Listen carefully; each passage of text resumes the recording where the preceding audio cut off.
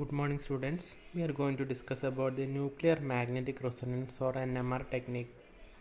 The spectroscopy is this, we have already discussed what is spectroscopy.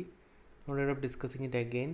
NMR spectroscopy, also known as nuclear magnetic resonance spectroscopy, is a spectroscopy technique which is based on the absorption of electromagnetic radiation in the radio frequency region of 4 to 900 megahertz by nuclei of the atoms. So the NMR technique is based on the absorption of electromagnetic radiations by nuclei of atom. The proton nuclear magnetic resonance spectroscopy is one of the most powerful tools for elucidating the number of hydrogen or proton in the compound. So the NMR technique is based on the absorption of electromagnetic radiation by nuclei of atom. Good morning. നമ്മൾ ഇന്ന് discuss ചെയ്യാൻ പോകുന്നത് NMR ടെക്നിക്കാണ്, nuclear magnetic resonance. ഇപ്പോൾ NMR ടെക്നിക്കിൻ്റെ basis എന്താണ്? അതായത് ചില ആറ്റത്തിൻ്റെ nucleus എന്ത് ചെയ്യും? ഇലക്ട്രോമാഗ്നറ്റിക് റേഡിയേഷൻസ് അബ്സോർവ് ചെയ്യും.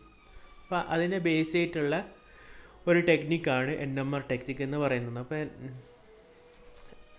NMR ടെക്നിക്ക് എന്തിൻ്റെ ബേസിസിലാണ് വർക്ക് ചെയ്യുന്നത്?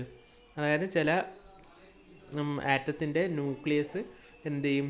ഇലക്ട്രോമാഗ്നറ്റിക് റേഡിയേഷൻസ് അബ്സോർബ് ചെയ്യും. അതിൻ്റെ ബേസിസിലാണ് NMR വർക്ക് ചെയ്യുന്നത്.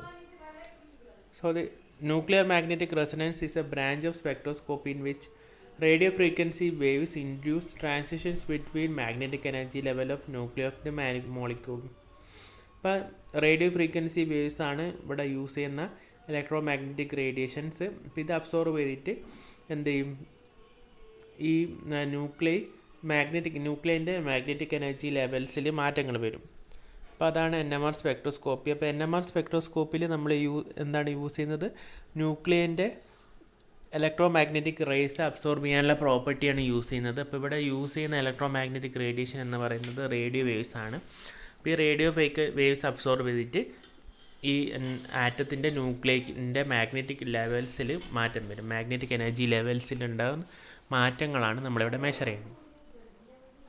അപ്പോൾ NMR സ്പെക്ട്രോസ്കോപ്പിയിൽ എന്തിൻ്റെ ബേസിസിലാണ് NMR സ്പെക്ട്രോസ്കോപ്പി വർക്ക് ചെയ്യുന്നത്? അതായത് ചില ആറ്റത്തിൻ്റെ ന്യൂക്ലിയൈ ഇലക്ട്രോമാഗ്നറ്റിക് റേഡിയേഷൻസ് അബ്സോർബ് ചെയ്യും.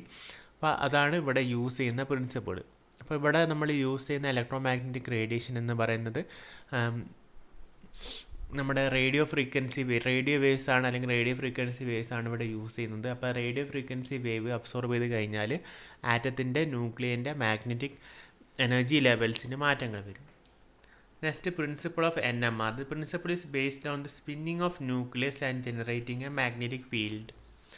Without external magnetic field, nuclear spin are random in direction, but with external magnetic field, nuclei ally themselves either with or against the field of external magnetic field.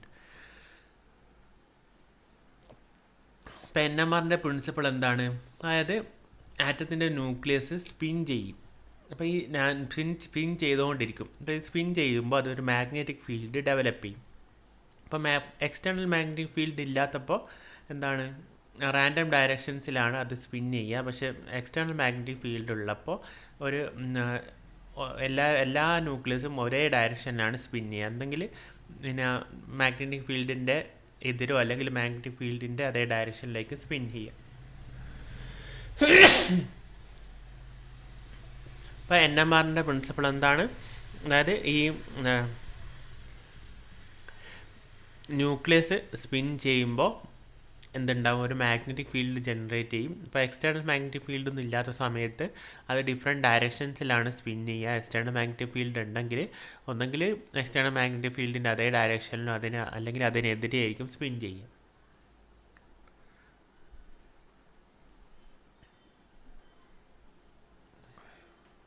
ഇപ്പോൾ spin ചെയ്യുമ്പോൾ ഈ nucleus ground സ്റ്റേറ്റിൽ നിന്ന് high energy സ്റ്റേറ്റിലേക്ക് പോകും. ഇപ്പോൾ electrons പോലെ തന്നെ ഈ ന്യൂക്ലിയസ് ലോ എനർജി സ്റ്റേറ്റിൽ നിന്ന് ഹൈ എനർജി സ്റ്റേറ്റിലേക്ക് പോകും സ്പിൻ ചെയ്യുമ്പോൾ. എന്നിട്ട് തിരിച്ച് ഗ്രൗണ്ട് ലെവലിലേക്ക് വരുമ്പോൾ അവർ എനർജി എമിറ്റ് ചെയ്യും. ഈ എമിറ്റ് ചെയ്ത റേഡിയോ ഫ്രീക്വൻസി സിഗ്നലാണ് NMR സ്പെക്ട്രം എന്ന് പറയുന്നത്. ഇപ്പോൾ ഇലക്ട്രോൺസ് എനർജി അബ്സോർബ് ചെയ്തിട്ട് ലോ എനർജി ലെവലിൽ നിന്ന് ഹൈ എനർജി ലെവലിലേക്ക് പോകും. എന്നിട്ട് അവർ തിരിച്ച് ലോ എനർജി ലെവലിലേക്ക് വരുമ്പോൾ ഇലക്ട്രോമാഗ്നറ്റിക് റേഡിയേഷൻസ് അല്ലെങ്കിൽ ഫോട്ടോൺസ് എമിറ്റ് ചെയ്യും.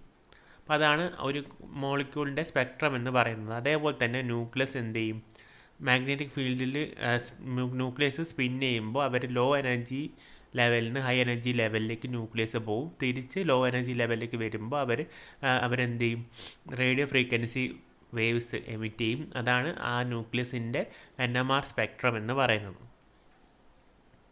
അപ്പോൾ NMR ടെക്നിക്കിൻ്റെ പ്രിൻസിപ്പൾ എന്താണ്, ന്യൂക്ലിയസ് സ്പിൻ ചെയ്യുമ്പോൾ ഒരു മാഗ്നറ്റിക് ഫീൽഡ് ഉണ്ടാവും. അപ്പോൾ ന്യൂക്ലിയസ് സ്പിന്ന് ചെയ്യുമ്പോൾ ഒരു മാഗ്നറ്റിക് ഫീൽഡ് ഉണ്ടാവും. അപ്പോൾ നമ്മൾ അപ്ലൈ ചെയ്യുന്ന നമ്മുടെ മാഗ്നറ്റിക് ഫീൽഡൊന്നും പുറത്തുനിന്ന് അപ്ലൈ ചെയ്തിട്ടില്ലെങ്കിൽ അതിന് ഡിഫറെൻറ്റ് ഡയറക്ഷൻസിലാണ് അത് സ്പിൻ ചെയ്യുക. പക്ഷേ നമ്മൾ മാഗ്നറ്റിക് ഫീൽഡ് അപ്ലൈ ചെയ്യുമ്പോൾ ഒന്നെങ്കിൽ മാഗ്നറ്റിക് ഫീൽഡിൻ്റെ അതേ ഡയറക്ഷനിലോ അല്ലെങ്കിൽ മാഗ്നറ്റിക് ഫീൽഡിൻ്റെ ഓപ്പോസിറ്റ് ആയിട്ടായിരിക്കും സ്പിന്നിങ് ചെയ്യുക ന്യൂക്ലിയസ്. പിന്നെ ഈ ഇലക്ട്രോൺസ് പോകുന്നത് പോലെ തന്നെ ന്യൂക്ലിയസ് എന്ത് ചെയ്യും, ന്യൂക്ലിയസ് സ്പിൻ ചെയ്തിട്ട് ലോ എനർജി ലെവലിൽ നിന്ന് ഹൈ എനർജി ലെവലിലേക്ക് പോകും. എന്നിട്ട് ഹൈ എനർജി ലെവലിൽ നിന്ന് തിരിച്ച് ലോ എനർജി ലെവലിലേക്ക് വരുമ്പോൾ അവർ റേഡിയോ ഫ്രീക്വൻസി വേവ്സ് എമിറ്റ് ചെയ്യും. അതാണ് ആ ന്യൂക്ലിയസിൻ്റെ NMR സ്പെക്ട്രം എന്ന് പറയുന്നത്. The NMR spectrum is A plot of intensity of NMR signals versus magnetic field. അപ്പോൾ NMR സ്പെക്ട്രം എന്ന് പറയുന്നത് ഗ്രാഫാണ്. ആ ഗ്രാഫിൽ ഒരു ആക്സിസിൽ എന്തുണ്ടാവും, ഇൻറ്റൻസിറ്റി ഓഫ് NMR സിഗ്നൽസ് ഉണ്ടാവും. ഒരു ആക്സിസിൽ മാഗ്നറ്റിക് ഫീൽഡാണ് എടുക്കുന്നത്. So reasons for taking TMS as reference standard is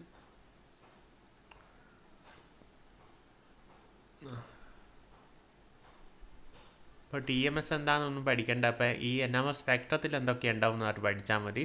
അപ്പോൾ NMR സ്പെക്ട്രത്തിൽ ഒരു ഗ്രാഫാണ്. ആ ഗ്രാഫിൽ പീക്സ് വാല്യൂസ് ഉണ്ടാവും. ഇങ്ങനെ പീക്സ് കാണാൻ പറ്റും. ഇങ്ങനെ പീക്സ് കാണാൻ പറ്റും. നമ്മുടെ ECG റീഡിങ് പോലെ പീക്സ് ഉണ്ടാവും. അപ്പോൾ അതിൻ്റെ ഒരു ഗ്രാഫിൻ്റെ ഒരു ആക്സിസിൽ നമ്മുടെ ആ ഗ്രാഫിൻ്റെ X ആക്സിസിൽ ഫ്രീക്വൻസി അല്ലെങ്കിൽ മാഗ്നറ്റിക് ഫീൽഡ് അല്ലെങ്കിൽ ഫ്രീക്വൻസിയാണ് ഉണ്ടാകുക. പിന്നെ Y ആക്സിസിൽ ഇൻറ്റൻസിറ്റി ഉണ്ടാവും. ഇൻറ്റൻസിറ്റി ഓഫ് ഉണ്ടാവും. ഇനി ഇൻസ്ട്രുമെൻറ്റേഷൻ നോക്കാം. അപ്പോൾ എന്തൊക്കെ കോമ്പോണൻസ് ആണ് NMRനുള്ളത്? ഒന്ന് സാമ്പിൾ ഹോൾഡർ ഉണ്ടാവും. രണ്ടാമത്തത് പെർമനൻറ്റ് മാഗ്നറ്റ് ഉണ്ടാവും. മൂന്നാമത്തത് മാഗ്നറ്റിക് കോയിൽ ഉണ്ടാവും. നാലാമത്തത് സ്വീപ്പ് ജനറേറ്റർ ഉണ്ടാവും. അഞ്ചാമത്തത് റേഡിയോ ഫ്രീക്വൻസി ട്രാൻസ്മിറ്റർ ഉണ്ടാവും. ആറാമത്തത് റേഡിയോ ഫ്രീക്വൻസി റിവ്യൂവർ ഉണ്ടാവും. ഏഴാമത്തത് റീഡ് ഔട്ട് സിസ്റ്റം ഉണ്ടാവും. അപ്പോൾ ഇതൊക്കെയാണ് ഇതിൻ്റെ components. First one is the sample holder. It should be chemically inert and durable and transparent to NMR radiation. So the properties of the sample holders are it should be chemically inert, durable and transparent to NMR radiation. അപ്പോൾ sample ഹോൾഡറിന് ചില properties അത്യാവശ്യമാണ്. ഒന്ന്, അത് chemically inert ആയിരിക്കണം, അത് react ചെയ്യാത്ത സംഭവമായിരിക്കണം. പിന്നെ durable ആയിരിക്കണം. പിന്നെ NMR റേഡിയേഷൻസിനോട് ട്രാൻസ്പാരൻ്റ് ആയിരിക്കണം. Next sample probe. It is the device that hold the sample tube in position and is provided with an air drive for rotating the sample tube almost 100 revolutions per minute. Next is the sample probe used for rotating the sample tube and holding it in position. ഇപ്പോൾ sample probe എന്തിനാണ് use ചെയ്യുന്നത്? Sample ട്യൂബിനെ പൊസിഷനിൽ hold ചെയ്യാനും പിന്നെ അതിനെ rotate ചെയ്യാനും വേണ്ടിയിട്ടാണ് sample probe use ചെയ്യുന്നത്. അപ്പോൾ സാമ്പിൾ ട്യൂബിനെ പൊസിഷനിൽ ഹോൾഡ് ചെയ്യാനും അതിനെ റൊട്ടേറ്റ് ചെയ്യാനും സാമ്പിൾ ട്യൂബിനെ റൊട്ടേറ്റ് ചെയ്യാനും വേണ്ടിയിട്ട് ഉപയോഗിക്കുന്നതാണ് sample probe.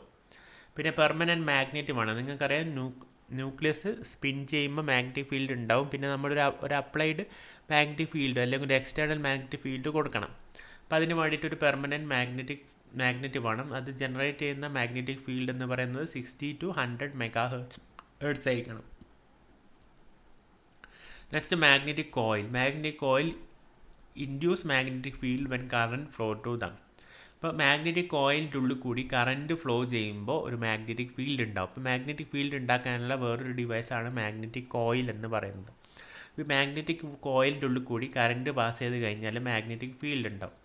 Next sweep generator to produce equal amount of magnetic field through the sample. അപ്പോൾ സ്വീപ്പ് ജനറേറ്ററിൻ്റെ ഫംഗ്ഷൻ എന്താണ്? സാമ്പിളിൽ ഈക്വൽ എമൗണ്ട് മാഗ്നറ്റിക് ഫീൽഡ് കൊടുക്കലാണ് സ്വീപ്പ് ജനറേറ്ററിൻ്റെ ഫംഗ്ഷൻ.